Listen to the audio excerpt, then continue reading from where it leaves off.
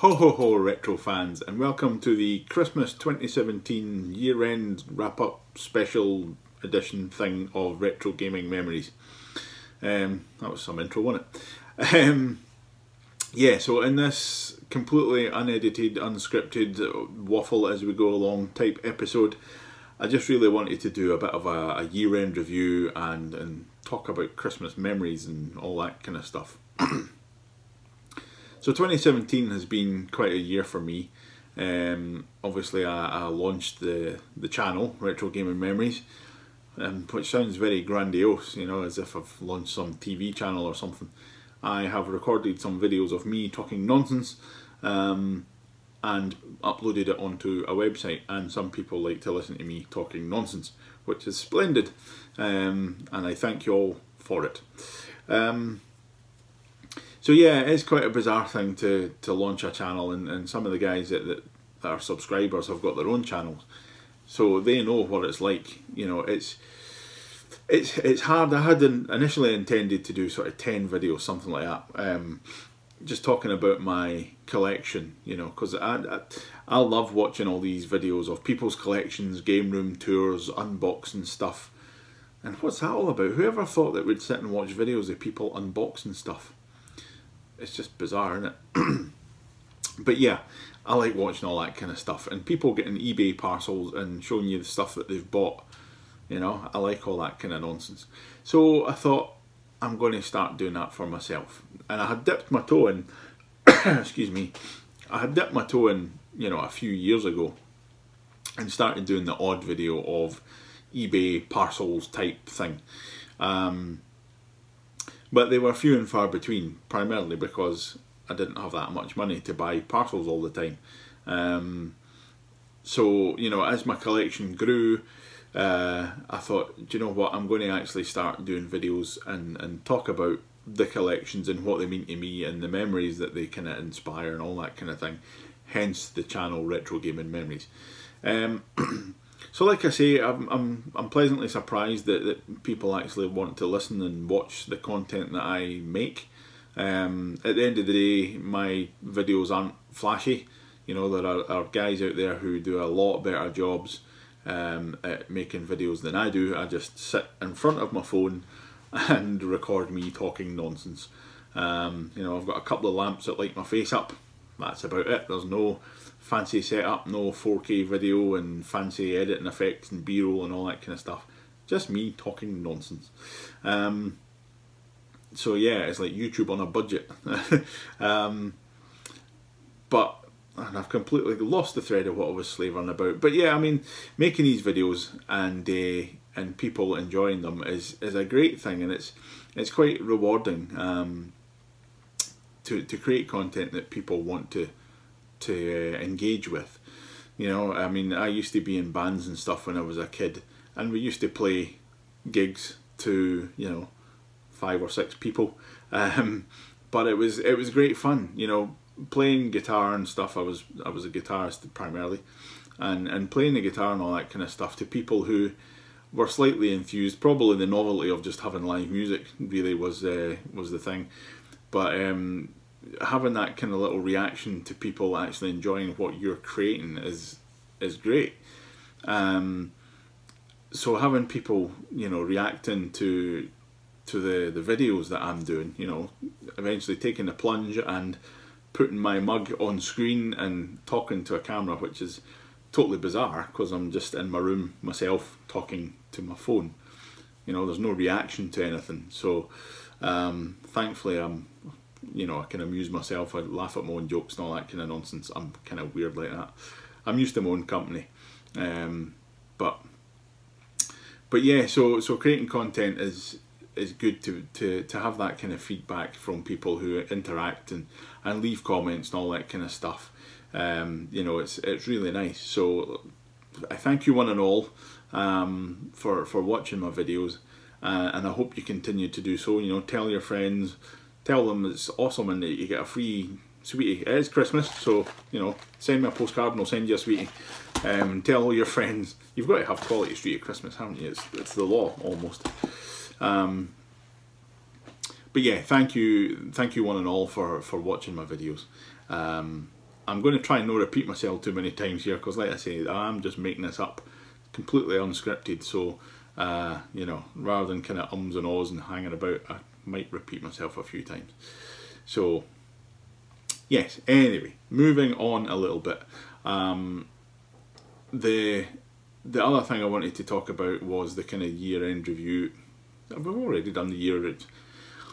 See, I'm all over the place. The year-end review was me creating a channel, really, but I wanted to talk about the kind of games room and stuff. I just really segued really badly into that, so I'm not even going to edit this video, so there's going to be lots of crap in here, so I'll apologise in advance. This is kind of live and in the raw almost. But yeah, the games room has changed a little bit over the last year, because I did suffer gaming burnout, which is a very bizarre and very first world problem to have. Basically, my collection was growing and growing, and I had bought lots and lots of stuff. I had stuff up in my attic, I had stuff in cupboards, the shelves were overflowing with stuff.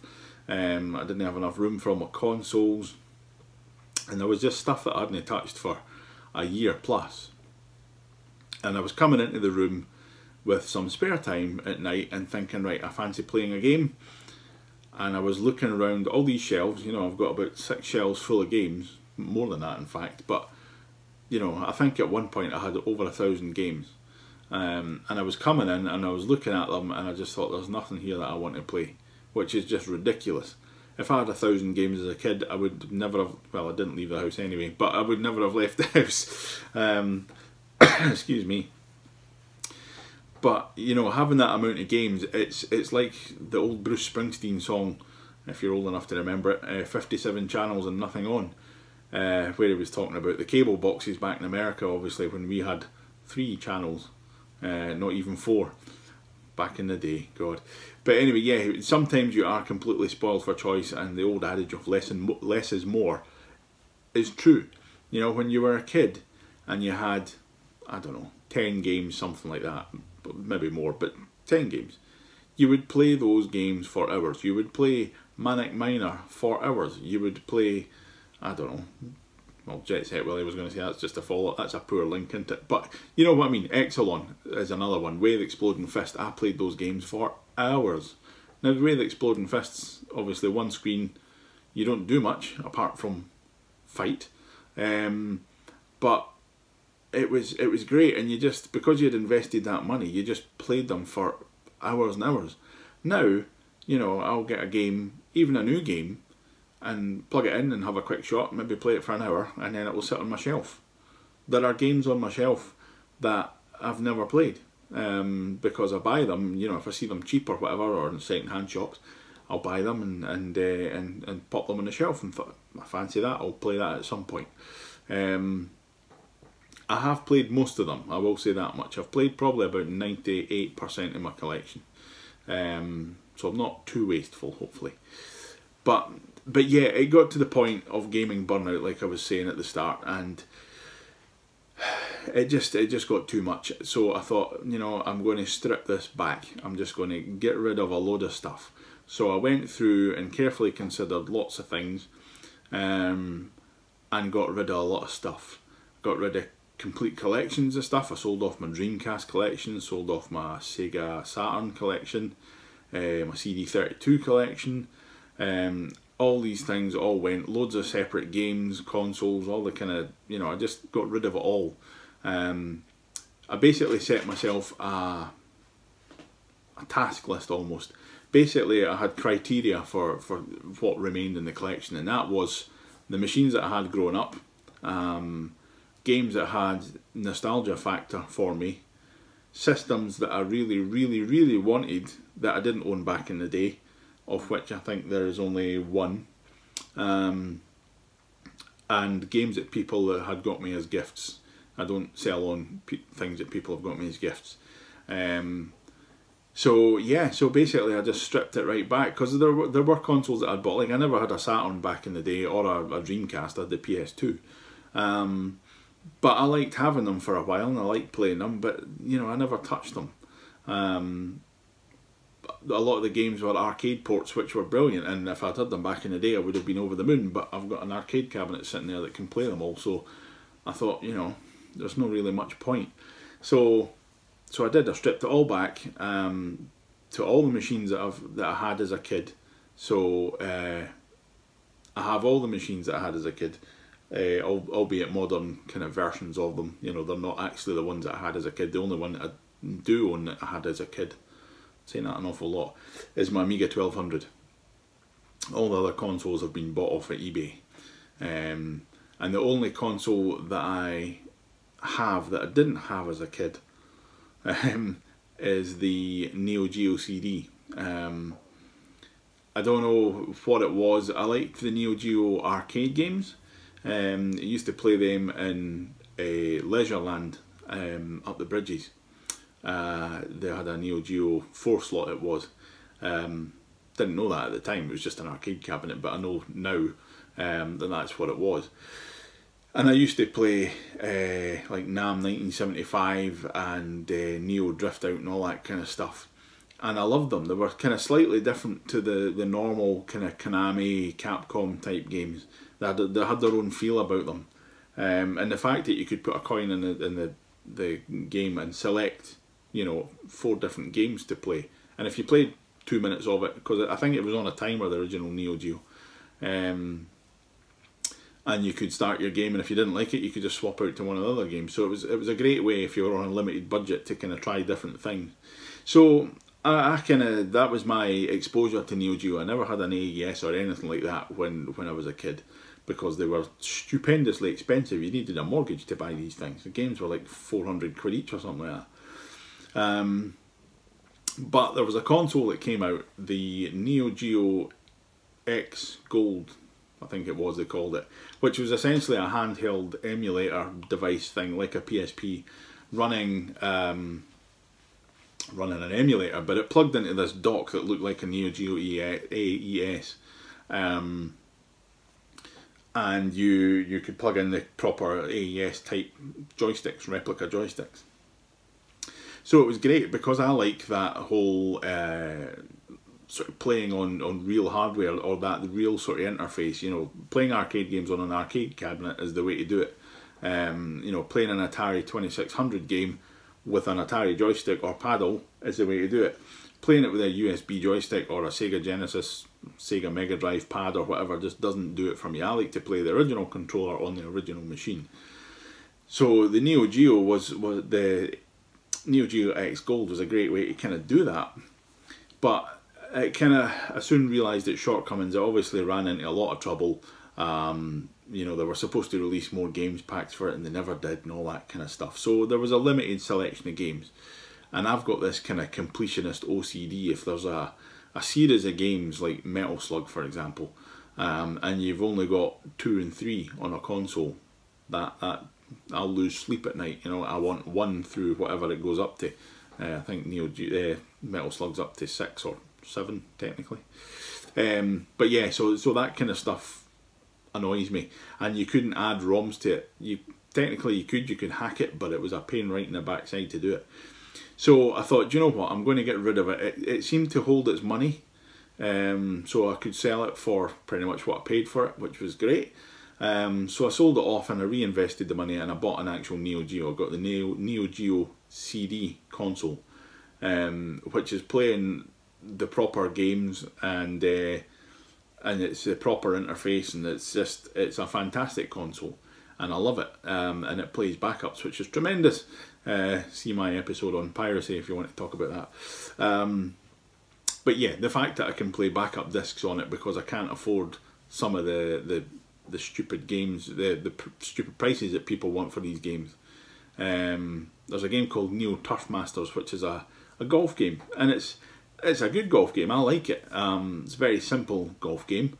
I remember playing it in arcades back in the day, but it's like £300 if you want to buy it. You know, like, it's a CD. You know, it's just that kind of stuff really annoys me.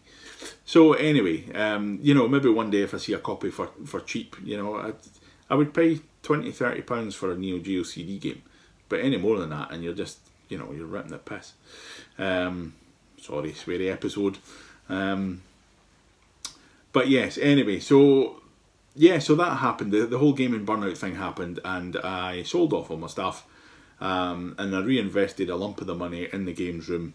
Went on a little shopping spree. I bought a PlayStation VR, which was tremendous fun, and I'll talk about that in a little second. And I bought some kind of the more expensive games or systems that I kind of wanted, that I normally wouldn't buy, like the Neo Geo. You know, it's an expensive console to buy in the first place, even now. But I thought, you know, I'll invest and just get more stuff for the room. The PlayStation VR, I know it's not retro, but bear with me. The PlayStation VR is fantastic. I love it. And what really surprised me about it is that the experiences you get in it are unparalleled. You know, some people love the PlayStation VR, some people hate it, some people think it's a waste of money, some people have very negative reviews of it and how it works. I think for what it is, for the price of it, especially now that it's dropped in price, the experiences that you can get are fantastic. London Heist is amazing. Batman Arkham is just fantastic. I've had vertigo so many times playing these games, it's ludicrous. You can get some great things that you would never be able to experience in real life. And the surprising thing is that a lot of my family like playing with PlayStation VR. My wife, who's not a gamer, loves the PlayStation VR because there's a level of interaction where you don't need to be a gamer. You know, you're using your hands because you're using the move controller, so it's a very natural interaction. So yeah, the PSVR has been a kind of surprise hit, which has been really good. I don't use it all the time, but it's a really nice thing to have, and you know, I feel really lucky that I've managed to get one. So yeah, so it's weird having this kind of collection now that's pared down, or more concentrated, but I like it. It's kind of decluttered my head a little bit, and it's quite hard actually. If any of you guys out there and girls are collectors, you might know that, I mean, there's the amount of posts that I see of people buying stuff, you know, going to car boot sales and just buying 20 copies of FIFA because they were a penny each or whatever, or just loads of stuff. God, that makes me feel ill, you know, just stuff for the sake of it. So I've definitely went quality over quantity, and I kind of always tried to stick to that, but I just, you know, you just bought series of games and things and then realised that you didn't really like them. So stripping it back and paring it back to just high quality items, it's a challenge, but it's quite good fun, you know, going on that kind of hunt and being really quite discerning about what you're buying and the quality of stuff that you're buying. You know, I've been collecting quite a few Amiga games lately, which is great, kind of getting back into the rebuilding the collection. Because really annoyingly, and I've no idea what on earth possessed me, it would have been space I suppose, but I've still got a large collection of my original Amiga games, but they're just discs and manuals. They're all originals, but don't ask me why, but I got rid of the boxes, I threw the boxes out. I've no idea why I did that. So now I'm buying games again that I've already got the discs. I just bought Banshee, which is sitting in a box just down there. I've not unwrapped it yet, but that came today. Yeah, so Banshee for the Amiga, I've got the discs and manual. I didn't need those, I just needed the box. But I had to rebuy the whole thing, obviously, to get the box. But I don't mind, because it means I've got a backup copy if I ever need it, a legitimate backup copy. You know, and I've got, at the same time, I've got a nice boxed version of Banshee, which is no bad thing. And if you haven't played Banshee, go and find it and play it immediately, because it's a tremendous game if you like shooters. So yeah, what else was I going to talk about? Come on, tell me, what was I going to talk about? You should know. No? Yeah, I was basically going to talk about the nostalgia of Christmas. On my personal Facebook page, I've been sharing quite a lot of videos of Facebook's great for this. If you follow, there's a few nostalgia pages. If you're a total nostalgia nerd like I am, there's a few Facebook pages like I grew up in the 80s and all sorts of things like that. And one of them had shared a series of Woolworths videos. Now, if you're not in the UK, Woolworths was just a department store, but it was brilliant. You could buy anything in Woolworths, and it was great. It's long gone now, unfortunately. It shut down and disappeared. But I used to love that store. It was great. But there they always had the Woolworths Christmas Spectacular, which was about a minute long, which is a long time for an advert. Most adverts in the UK are 30 seconds tops. So to have this full minute of video, sometimes I think the later ones were a little bit longer. They could take up a whole ad break. But it was great. They were really cheesy, and when you watch them now, you're like, oh god, that's so terrible. But it's great seeing these kind of products that you remember in the layout of the store, and just remembering what Christmas used to be, you know. Because I love like cheap wrapping paper. We never had big rolls of expensive wrapping paper, you know, big 3-meter numbers and all that. It was always cheap wrapping paper that we had, and I loved it. It was almost tissue paper, really crinkly, cheap stuff. But I loved that. It just made tearing the paper off your parcel so much more fun. I don't know why. But yeah, so these Woolies videos were just great fun to watch them again. And it reminded me that I've got a set of PDFs, digital copies of the Argos catalogue from 1981 through to 1986, which again is a really weird thing. There were people selling these catalogues on eBay for a while, and I almost considered buying one, but I thought that's just stupid. But going back and having a look at these catalogues and seeing the toys and things that were available at that Christmas time, because that always used to be a big thing when I was a kid, early 80s, you know, 82, 83. Club books, as they were called, were the way forward. That was the home shopping extravaganza. And my mum was an agent for this club book, so it was like K's and Great Universal and Little Woods and all that kind of stuff, all had catalogues. And much like the kind of Avon lady, normal people would kind of be sales agent for these catalogues. So, you know, instead of placing an order online or phoning up or whatever, you would go and speak to your local agent and say, I've got an order, you know, all the catalogue numbers, and you would give them the money, and then the agent would phone in to the department or whatever and get the orders set up and shipped out.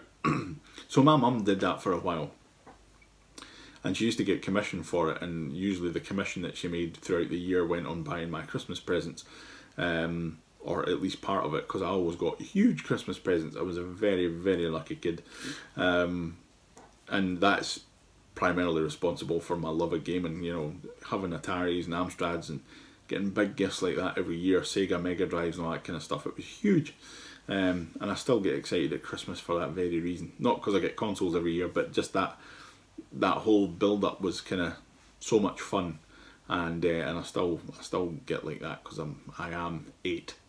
But yeah, the catalogues was a big thing, because you know, when that came in, that was a big deal. Around about the kind of August, September time, I think it was, something like that.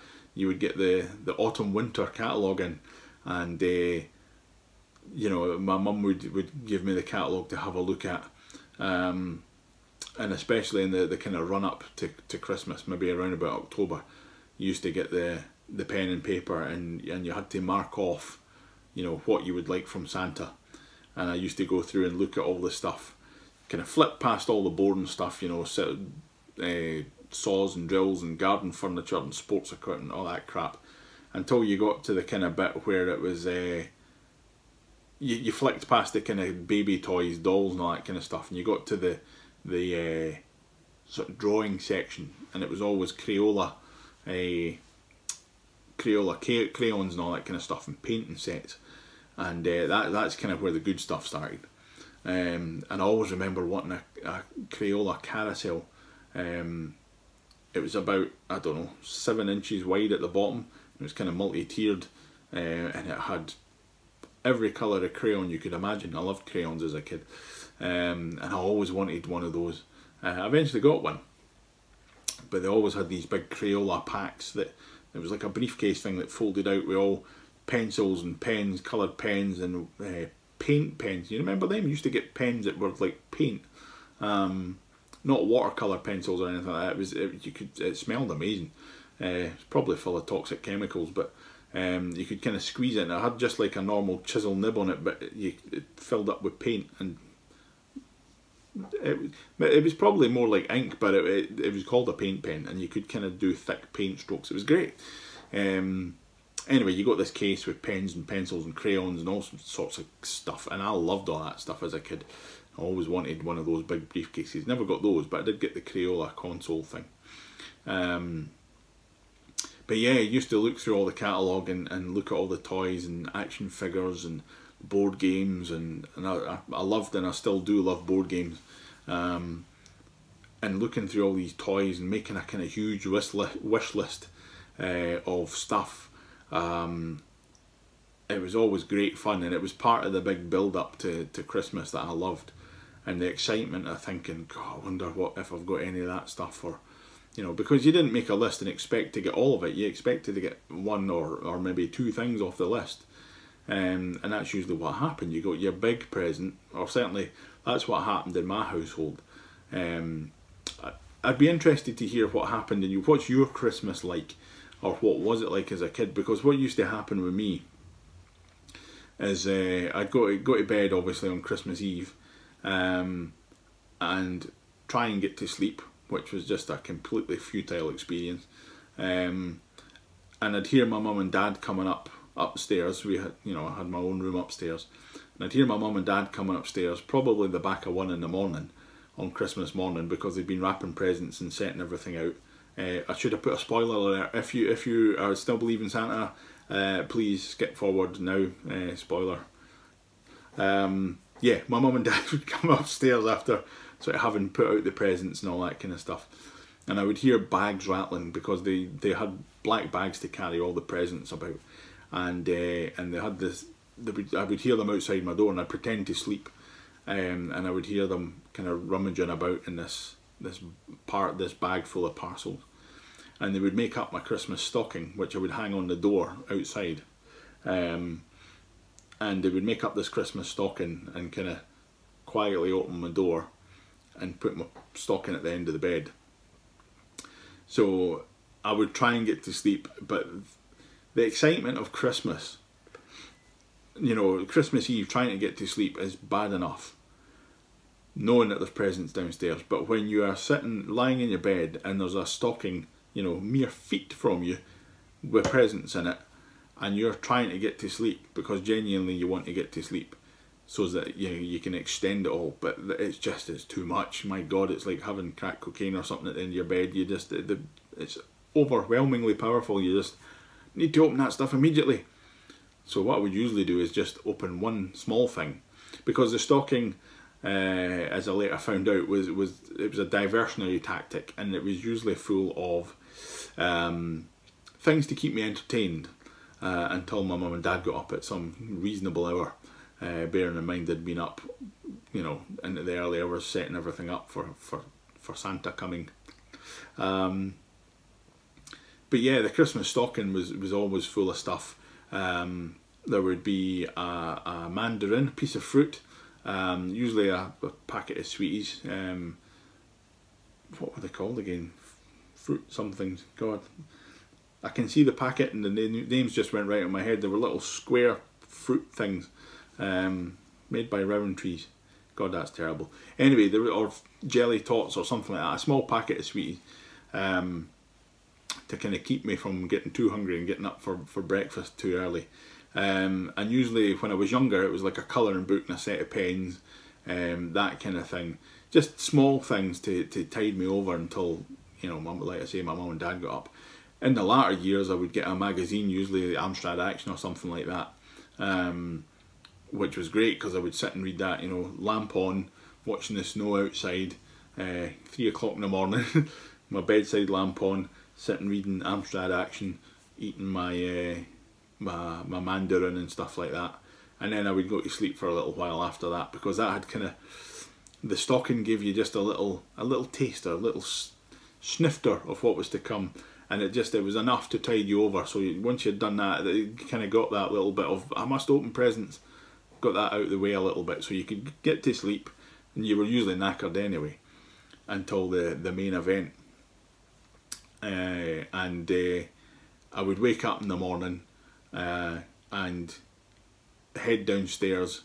Usually I would go and wake my mum and dad up, because they had a thing that they always had to be downstairs. I know now that it's because they wanted to see my face when I was opening all these amazing presents. But yeah, I would go downstairs with them, and what we used to do is on the couch, all these gifts would be laid out. And I know everybody does things differently, so again, I'd be interested to see, leave me a video response or comments or whatever and tell me about your Christmas. But all my gifts were individually wrapped in different wrappings, different papers. I know some people like to coordinate all their stuff and whatever, but mine were all wrapped in different things, which made it great, really exciting, and laid out on the sofa. Because, being a spoiled little shit, I got loads of stuff, whereas my mum and dad would have a couple of parcels on their respective chairs, and that would be that. But I would sit and look at all this stuff and try and take it all in. And in latter years I had a dog, which was great, because she used to keep me company. I used to give her sweeties and all that kind of stuff while we were opening our stockings and things. But when we went downstairs to the big presents, if she showed an interest in a present, I could kind of hold it out sniffer dog style, and if she showed an interest in the present, then I knew it was sweeties, a selection box or something like that. And aunts and uncles and all that and friends used to give selection boxes. My mum would wrap them up to make it a wee bit more exciting. So I would keep them to the side. And I'd usually feel for kind of soft things, because that was clothes, and I hated getting clothes for Christmas. I appreciated it. I'm always appreciative of gifts, I don't want to dismiss the fact that people had bought me gifts. But, as a kid, you've got all this stuff, you would see some big boxes and smaller boxes and things that were clearly boxes. So I would open up all the kind of clothes first, and go, oh, lovely, thank you very much, and put them to the side. And then I would get onto the kind of main stuff, the boxes, and I would try to determine or think about the order you want to do things, because sometimes it was, when I was younger, it wasn't really games. I'd maybe get one game, something like that, in the Atari days. But certainly in the Amstrad days, it got a little bit kind of crazy. But yeah, so you would open these boxes and you would kind of coordinate between large and small boxes, just opening things, and there would be board games and books and all sorts of cool stuff, and skateboards and whatever else. And then in latter years, it was quite obvious, you knew the clamshell case size and all that kind of stuff, which ones were games. You would pick them up and shake the tapes. That should be something, innit? Shake your tapes. But yeah, and it was weird, because primarily if I ever got games, most of the time I had picked them or in fact bought them, but given them to my mum to send to Santa. But it was always still exciting getting them and actually going and playing them. So I loved all that stuff. But there was two other things that my mum and dad always did, and one of them was your big present. Despite all this stuff, like I say, I'm a very, very fortunate kid, and to have all these really happy memories and all that kind of stuff. But despite getting all this stuff that was on the couch, through in the kitchen was your big present, and that was generally a bike or a snooker table or my Amstrad, stuff like that, or a colour TV. There was one year, as most kids in the 80s, it was like a coming of age when you got your very own portable colour TV, 14-inch portable, because it meant you could play your computer in your room in colour. Some of my friends had black and white tellies. I had a green monitor for my computer for my Amstrad to start with. So getting a colour telly was amazing, because not only could I watch the telly, but after that birthday, when I got a modulator, which meant I could plug my computer into the telly, I could play my Amstrad in colour, which was fantastic. But yeah, so like I say, kids kind of my age or of my generation, one of the Christmases would have been getting a portable telly, and it was a huge thing, you know, to tell all your mates, I got a telly for my Christmas. Brilliant. But yeah, so getting the big present was great, and my mum and dad pulled a few flankers with certain gifts like my Sega Mega Drive and things, which I've spoken about in my Sega Mega Drive. Sorry, that was terrible English. I have spoken about those in my sort of Sega Mega Drive videos. So go back and watch those if you want to know all that kind of mad stories. But I'm very fortunate that you know, all these Christmases were great fun, and my mum and dad did so much to make them great fun. And it's why I love Christmas. Still do, you know, I'm 42 and I still love Christmas. It's changed somewhat because obviously I'm an old fart now, but I like buying presents for people now. It's kind of been that shift. So I love seeing people's faces, you know, and I've got grandkids and things now, so that will be going forward. You know, I'm looking forward to going into the shop and buying loads of toys because, like I say, I'm a big kid. So yeah, going in and kind of doing all that kind of stuff again is going to be great fun as they're a bit older. So yeah, the nostalgia of Christmas is great, and I'm very thankful that my parents, you know, gave me those memories, and it's what led to all this. It's what led to the collections. It's led to me doing these videos, and indeed me sitting here talking nonsense wearing a Santa hat. So yeah, anyway, listen, I've kind of waffled enough, I think, and it is a bit of a bizarre episode, but I just wanted to do a little Christmas special wrap-up thing, and primarily just to say thanks to everybody for watching. I do want to give a little shout out. There's a few subscribers who are quite active and do comment quite a lot on the videos and stuff like that. And I enjoy kind of having chats with these guys, and I've written a little list because I always get these names wrong. So in no particular order, I would like to thank Craig Wilson, Silicon State, Mr. Bad's Retro Games, check his channel, really good videos. Main Meister, another great channel, go and check his stuff, and Retro Sprites. And now there are many other guys who do comment, but these guys you know, are kind of regular commenters, so thank you to you all, and thanks to everybody for watching and subscribing and all that kind of good stuff.